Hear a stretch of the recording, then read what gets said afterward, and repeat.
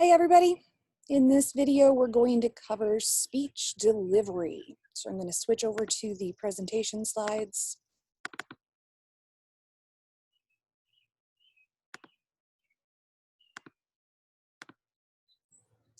First off, there are 4 specific methods on how you'll actually deliver your speech, how you're going to get up there and remember what you've said, what you'll have available. The first type is manuscript delivery.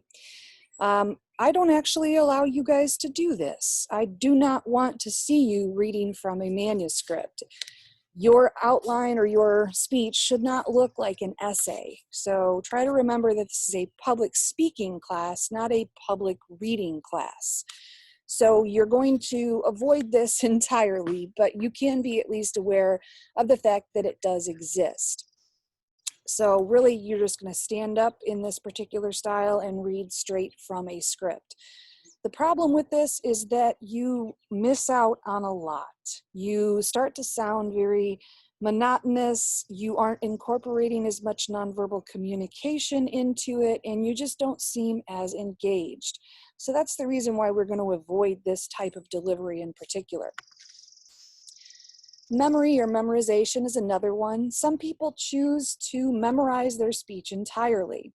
This is generally not recommended only because it can be very labor intensive, of course, to memorize an entire speech. And it's not necessarily, advantageous. It's definitely not required. And one thing too is that if you're focusing on trying to remember your speech, you can miss out again on some of those nonverbal communication cues that you're going to have to integrate into your speech, and we will talk about in just a minute. So I strongly recommend that you don't use the memorization route unless it's a very short speech and it's easier for you to memorize it and still integrate that nonverbal communication. Impromptu is one of the speech delivery types that you will probably get into. I usually push this a lot more when you're actually in class with some of our in-class activities, but obviously that's going to be a challenge. In impromptu speeches, you're going to have little or no immediate preparation. So someone will give you a topic and they will ask you to then present on it. So really you're going to just be kind of going off the cuff and trying to come up with a speech without having any or little note-taking prior to actually delivering the speech. Now, what you guys are going to focus on primarily in this class is an extemporaneous speech, where you're going to carefully prepare and rehearse your speech over the course of each module. And then you're going to present it from very brief notes. And that's going to be in the form of a speaking outline, which you can learn more about in the video lecture called Outlining Your Speech. So make sure to take a look at that if you haven't already. When we talk about delivering your speech in terms of nonverbal communication, this is all based on your voice and your body during your speech, and it's going to be a huge component of your speeches. So it helps influence the audience, it helps show us that you're invested, etc. So there's a lot more to this, which we'll get into. When you're speaking, you want to be sure that you have a conversational quality to your speech. It should sound spontaneous, even if it's not. Even if you've rehearsed it a million times, it shouldn't sound like you're, absolutely memorizing every single thing. It should sound casual. It should sound conversational, because without that, sometimes you can sound a little robotic. There are 8 things in particular that you want to focus on when it comes to your voice: volume, pitch, rate, pauses, vocal variety, pronunciation, articulation, and dialect. Volume is the loudness or softness of your voice, obviously. You're going to want to consider the room that you're in. For those of you, well, everyone, that's doing a speech with their phone or their computer, you're going to want to be sure that your microphone is picking your voice up properly.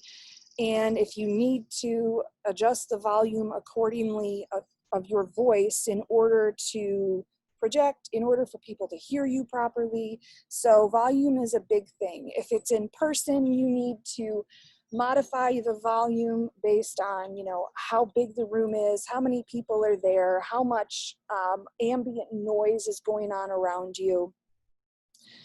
And volume can do a lot for your credibility and how people interpret how confident you are. If you're too quiet, people may think that you're not sure of yourself. If you're too loud, people may think that maybe you're cocky or just completely oblivious to everyone else in the room. So you want to find that happy medium. Pitch is the highness or the lowness of your voice.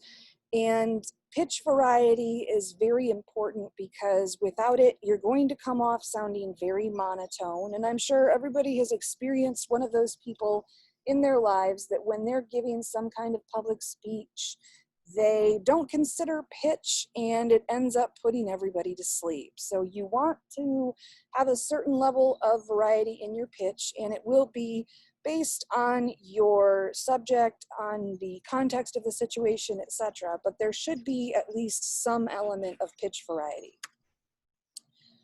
Rate is the speed at which you speak during your speech. And you should have a pretty consistent rate overall. You don't want to speak too quickly or too slowly. You want to be sure that people can understand you, keep up with you, that they have enough time to process what you're saying. But then you can increase the rate at which you speak, possibly, increase it when you're excited about something, or, you're speaking more casually. Maybe you're talking about an example of when you were speaking with a friend, and when you talk with a friend or what have you, have a natural conversation, you usually speak a little bit faster. So there are occasions where you would want to increase your rate or even slow your rate down, possibly for emphasis or during a speech that maybe was a little more sad, etc. Pauses are momentary breaks in your vocal delivery. So as you're delivering the speech, you're likely to choose spaces, places where you're going to pause. Quite often it's going to be between major points, between main points. As you're transitioning from one to the next, you want to give people a chance to catch up, to reflect on what you've said, to signal to them that you're moving from one topic to the next. You can also use pauses for emphasis when you're trying to get people to really pay attention to a particular thing that you're saying. Pausing afterwards will often do the trick really well. Vocalized pauses, however, are something that you want to avoid. Vocalized pauses, everybody does them. Everybody is guilty of using them. It's when you say things like, etc., rather than embracing the silence. So that's ultimately what you need to do during an effective speech. The problem with vocalized pauses is that the audience is likely to think that you don't know what you're talking about or that you've forgotten what you're going to say. It definitely affects your credibility as a speaker, so you want to avoid those as much as possible. Vocalized pauses don't necessarily need to be words. A lot of people have noises they make. Maybe they do a deep breath, a sigh, etc. So you want to be aware of some of those vocalized pauses that you might use and try to avoid those as much as possible. Vocal variety is ultimately wrapping up these changes in rate, pitch, and volume that I referenced all into one package. And that is what's going to give a speaker their expressiveness. So you definitely want to have a certain level of vocal expression and utilize those three things to help enhance it. Pronunciation is the accepted standard of sound, rhythm, and whatnot in a given language. So obviously we speak English and we have been told and taught how to pronounce things, and ultimately we should adhere to those rules as much as possible.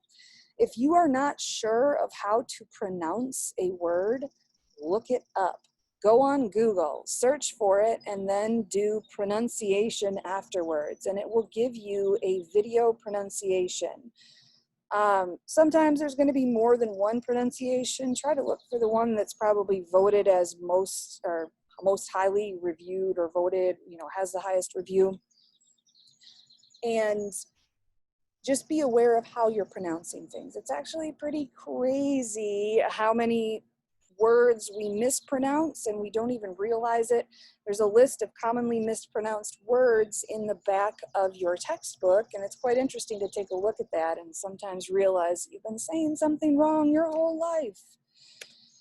Articulation is the physical production of speech sounds. So how do we actually say something? As speakers in the Midwest, we are sometimes a little bit inarticulate. People often do not pronounce syllables as much as they should, especially when it's a hard consonant sound, which I just intentionally did, where you have a hard t or ch sound. So be aware of your articulation in a speech as well. Pronunciation and articulation, when not done properly, can again affect the credibility of a speaker.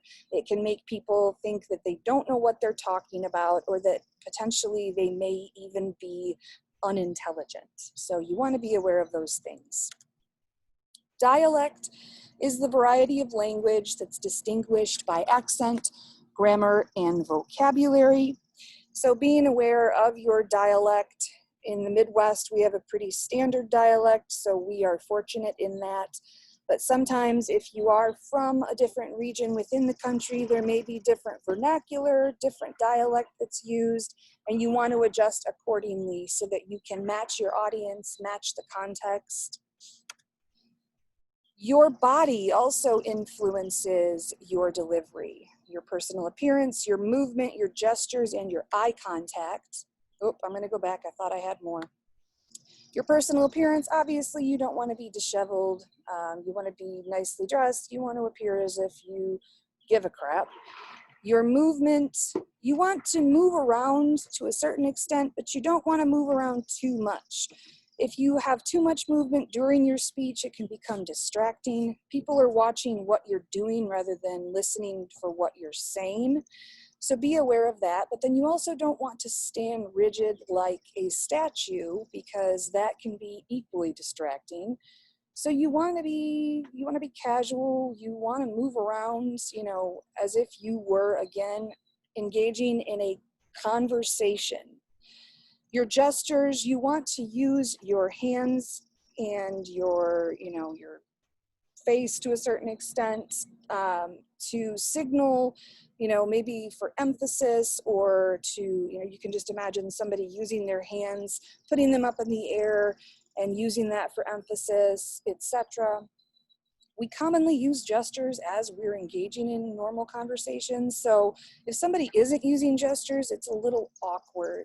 Facial gestures are a big thing. Your eyes, I have this right here, eye contact, but your eyes do a lot for delivery. Maintaining eye contact,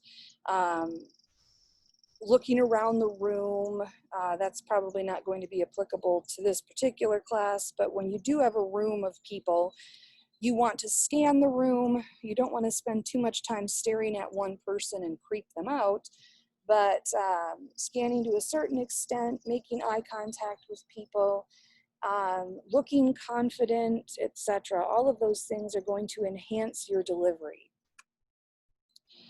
Overall, the study of these body movements, as we were just talking about, these are all part of what's called kinesics, the study of body motions as a specific mode of communication.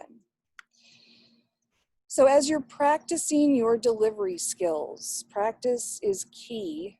You want to start by going through your preparation outline, which again, I am going to talk more about in your outlining your speech video lecture. As you do that, go through the preparation outline, you're going to whittle down to preparing your speaking outline, which will be significantly shorter than your preparation outline. Then once you have that speaking outline put together, you will practice your speech out loud. Do that in front of other people. Record yourself on your phone or your computer. Any number of things. Do it in front of a mirror. Do it a lot. As you go through your speech, you're going to be polishing and refining your delivery. So if you notice little things that you maybe didn't notice before, you want to try to tweak those as you move forward. Focus on that nonverbal communication, on those elements of kinesics, so that you can, when you finally get to your final speech, be really prepared. I would even suggest giving a dress rehearsal, having yourself dolled up, looking, you know, however you want to look for the actual speech. Again, maybe do that in front of other people and try to do it exactly the way that you would if you were delivering it for a grade. And recording it is always good because you will notice a lot more things than you wouldn't have if you hadn't recorded.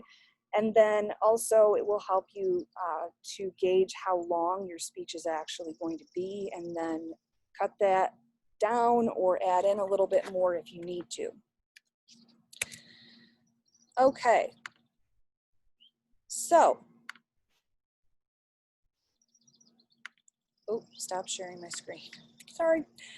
So I hope that helped. And like I said, make sure that you review the outlining your speech video lecture if you haven't already, and get ready for your commemorative speech. And I wish you the best of luck, everybody. Thank you. Bye-bye.